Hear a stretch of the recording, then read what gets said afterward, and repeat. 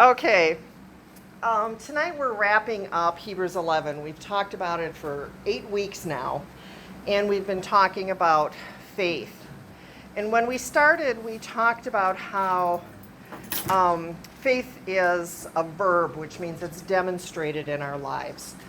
And so what I want to do is recap some of those verbs that we learned about as we went through this process. I'd also like you to think about if one of the messages, one of the lessons spoke specifically to you, or if there's a time in your life that faith was really important. I'm kind of giving you a heads up. That's what we're going to do at the end of the service. That's going to be our interaction time, is talking about that kind of stuff. So you can think about it during the message. Please don't leave because you're scared to talk. Okay, so if faith is a verb, it's not something that we can go and get. And so many times we tell people you don't have enough faith. Well, it isn't like you can go buy faith. Faith is actually how we live our lives. Just like heat and light come from the sun, how we live our lives is a demonstration of our faith. And so that's what we talked about. And we talked about 8 different people and how they exemplified faith in their very lives. If we're living a life of faith, people will see that in us. And so many times we worry and we panic because how do I tell somebody about Jesus? We all worry about that, and we get tongue-tied and nervous and try to avoid those situations. And if we're living a life of faith, they're going to see it. And everybody at some point is going to face some kind of obstacle in their life. And so they're going to go to the people who they see coping well with things. Or even if we don't cope perfectly, if we get through it, they're going to go to us because they figure we'll understand and they can talk. And that opens the door for us to share our faith. We don't have to go pushing Jesus on anybody. The first verb that we studied was sacrifice. And we studied that through the story of Cain and Abel. And sad to say, Abel had to die in that example.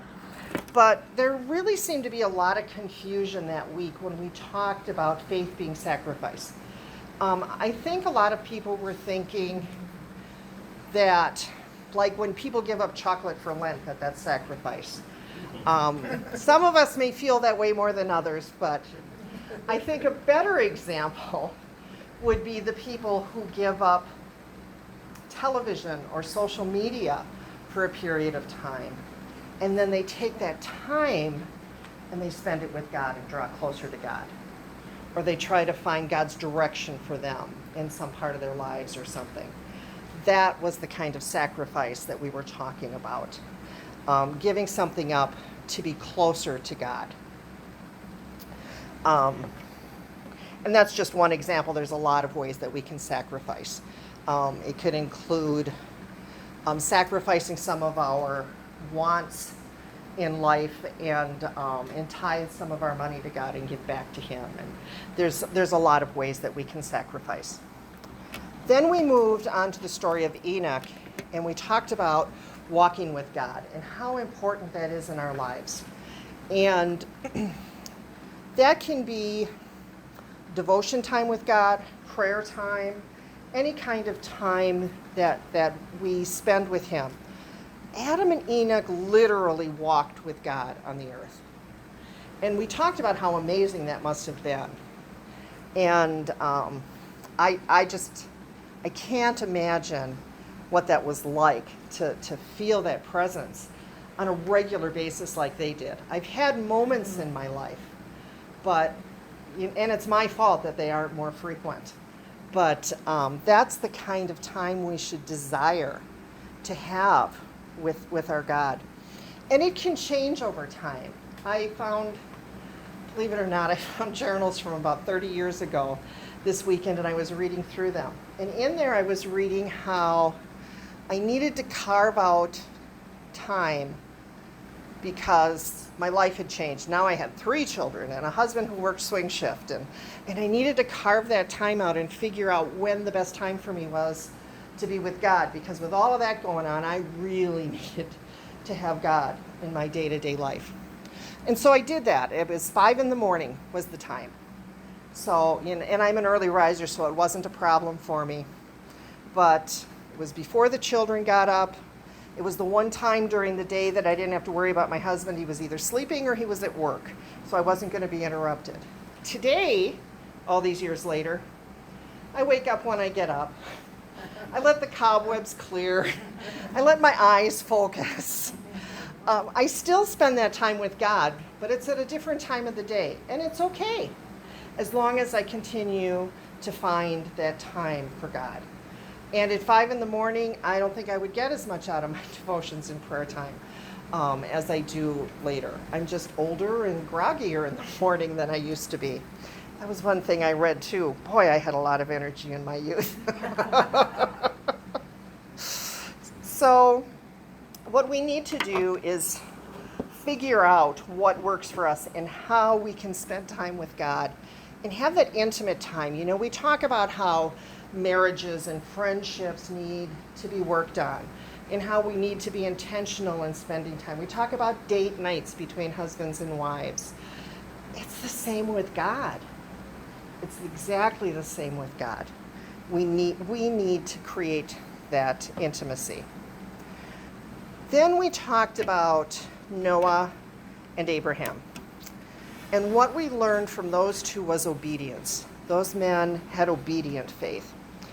And it's easy to be obedient. When we come here on Thursday nights, or if we go to church service on Sunday morning, peer pressure can be good. We always think about it as negative, but it can be good because people are less apt to bring their potty mouths to a church and, bad habits and stuff. It's a little easier for us. But what is a true indicator of our faith and love for God is how we are when we're away from other Christians. And are we able to resist the temptations that other people are doing around us, whether it's where they go or how they talk or even the conversations that they have. Noah took ridicule when he was building that ark. The world was going to be destroyed and he knew it. And he is building an ark for a big flood because it was going to rain for 40 days. And he didn't understand it. It had never rained before. But he was obedient in his faith in God, and he did what God asked him to do. And Abraham was the same. Remember, he left everything that he knew behind, and he went to a place that he didn't know where he was going. He was promised all this land. He never owned it, other than the grave for his wife. He never even owned the land. But he was obedient to God, and that was where his faith came through. It's worth mentioning, and I don't think we talked about it when we had this message, faith is often blind. God doesn't give us the full map. Carl and I were talking earlier about maps and needing to see where we're going and having a full picture. Walking with God doesn't work that way all the time. Sometimes it's one step, one day at a time that we have to journey with him. And it's not easy, but it's so rewarding. I am sure that Noah and Abraham would both say that they were glad that they did it that way. From obedience, we moved to Sarah, and her faith was all about empowerment. That was the word that was used, was empower. Because Sarah was at a stage in her life where she could no longer have children. And God had come for a visit and told Abraham that within a year they were going to be proud parents of a son. Sarah even laughed at God for saying something so foolish. And later on, she saw the truth and she was truly sorry for that attitude because she was laughing with joy because of the son that God had given them. And it was her faith and Abraham's faith in God that allowed her to even have that pregnancy at such a point in her life. Sarah knew the words of Ephesians 3:20 long before they were written. Now to him who is able to do far more abundantly than all that we ask or think, according to the power at work within us. That was the kind of faith that they had, the faith that empowers. We'd see a lot more miracles if we would just let God do his job. He loves to do that stuff. After that, we studied the patriarchs in general, and we talked about Abraham, Isaac, and Jacob. And we talked about them and how faith was blessing others in their lives. And especially the intentional blessing of their children. That was the focus that week. And we talked about how a lot of the epistles also include blessings on who they were written to, whether it was a person or a church, that the writers of those epistles would bless the congregation or person they were writing to. We try to bless you when you leave here every week, to just take a piece of God and his goodness with you. You were encouraged to start blessing each other. We need to do that as Christians. And God is more than happy to give us blessings. From there, we moved to Moses, and we learned about fearless faith. Moses was afraid a lot, if you read about it, but his actions were fearless. His faith was strong enough that he could overcome those personal internal fears, and he could act out of faith. And because of that, he experienced things that the world had never seen before. The plagues of Egypt, the first Passover, the parting of the Red Sea. These were all major miracles in the world. And it was because of faith that they could happen. If you read the whole book of Exodus, you can see the journey of Moses and his faith and how it grew as he grew closer to God. Moses' life is divided into 3 40-year sections. His first 40 years in Egypt, then his second 40 years as a shepherd, and then his 40 years of leading the children of Israel. And you can just see how he has grown in faith. It's a great study for you to do. And, another thing is that, Moses did doubt God. I mean, he struggled. But he got to see God several times. The burning bush, on the mountain when he was given the 10 Commandments. I mean, he got to be closer to God than most of us would ever dream of being. And so it's that fearless faith that allows those things to happen. Joshua came after Moses. Joshua was actually an apprentice under Moses. He was God's chosen to be the next one in charge, and so he learned a lot from Moses' leadership. And he learned well. What Joshua learned, I think, above everything else was patience. He waited 40 years to become the leader of the children of Israel. And then they didn't go into Canaan and have the whole country overnight. It was step by step that they got the land and town by town. And we talked about how they got Jericho by 7 days of just marching and marching. Patience is something that God has an abundance of. And we need to ask God for patience. And we always say, never ask God for patience. Never ask God for patience. And I think it's because of verses like Romans 5:3, where it says, we rejoice in our sufferings, knowing that suffering produces endurance. If I had a line of people who are eager to suffer something, I don't think anybody'd stand up and get in it. And yet that's how we learn those things.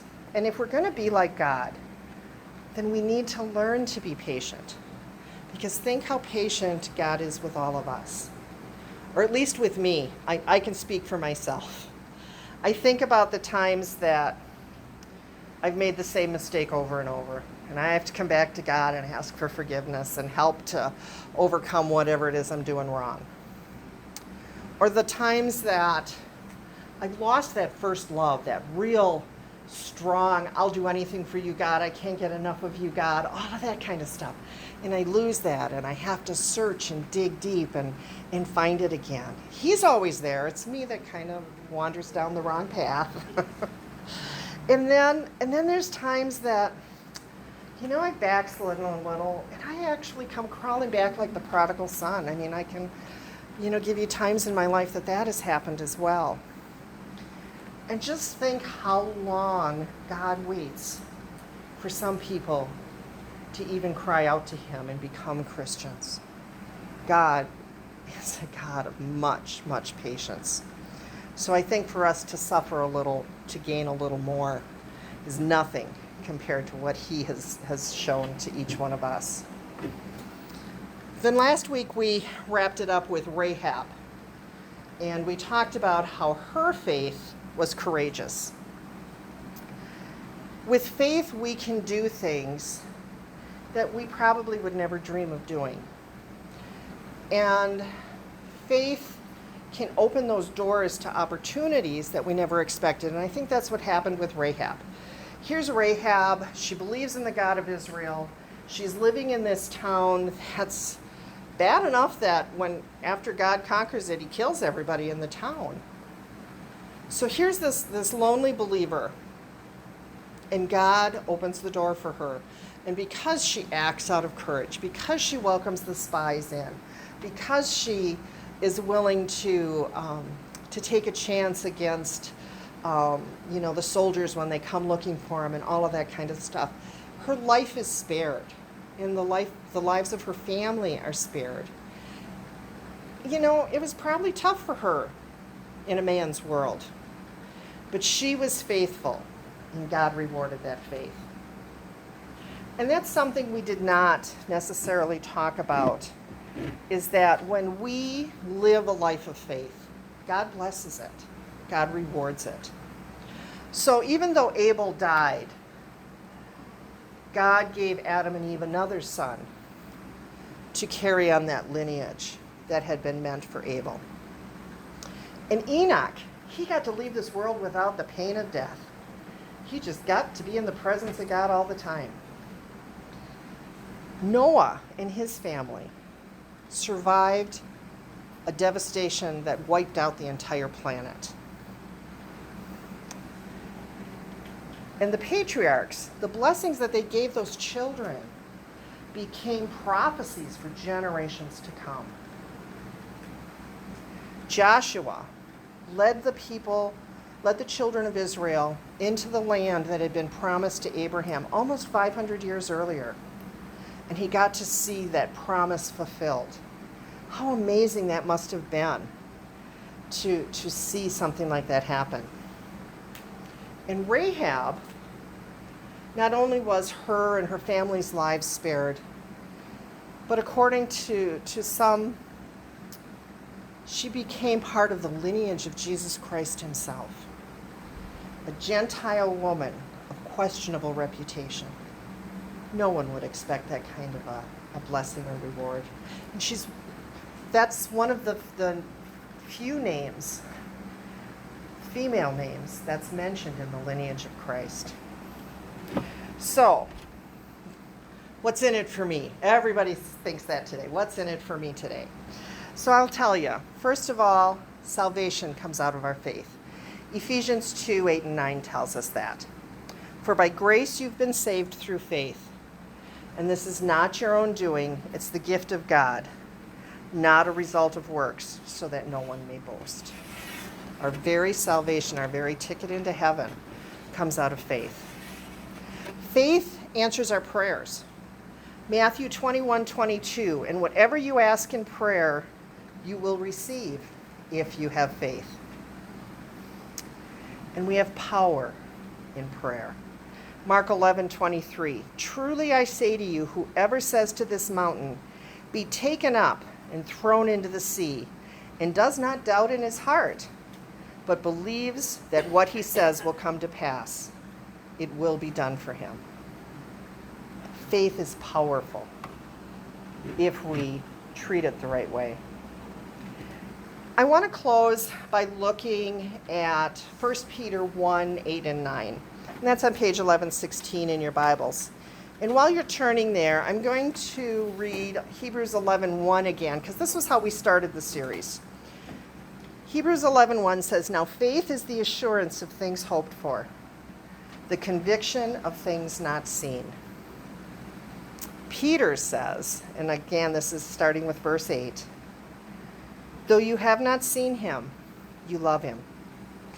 And though you do not now see him, you believe in him and rejoice with joy that is inexpressible and filled with glory, obtaining the outcome of your faith, the salvation of your souls." Please join me in prayer. Heavenly Father, we are so blessed just to know you, Lord, to be able to know you. So many gods are untouchable. But you, Lord, want to have a relationship with each and every one of us. You want to walk with us through this life. You want to carry us when our burdens are heavy. And Lord, all you ask from us is that we walk in faith. And it sounds easy, but Lord, when push comes to shove, it's not.